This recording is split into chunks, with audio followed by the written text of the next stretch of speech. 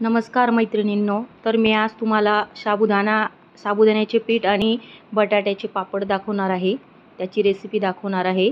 तर हे मी 1 किलो पीठ घेतलेलं आहे साबुदाण्याचं. ते मी साबुदाणा भाजून आणि दळून आणलेला आहे. आणि 3 किलो बटाटा घेतला होता मी आणि तो मी उकडून त्याला क्रश करून घेतलेला आहे. आणि साबुदाणा आणि बटाटा मी एकत्र करून त्यात मीठ तिखट टाकलं आणि चांगलं असं मळून घेत आहे मी. हे बघा, चांगलं एकजीव करायचं आहे.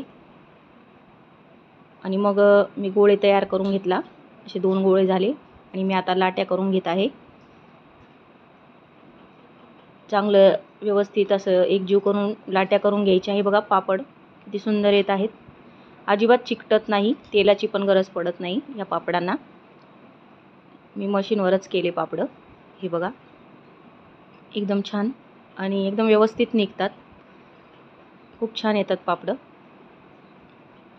हे बघा, हे सगळे पापड करून झालेले आहेत.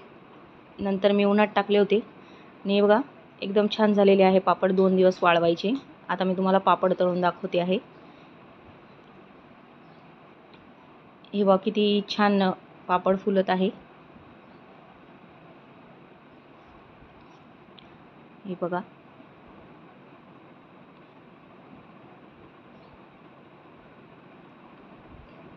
छान पापड फुलत आहे.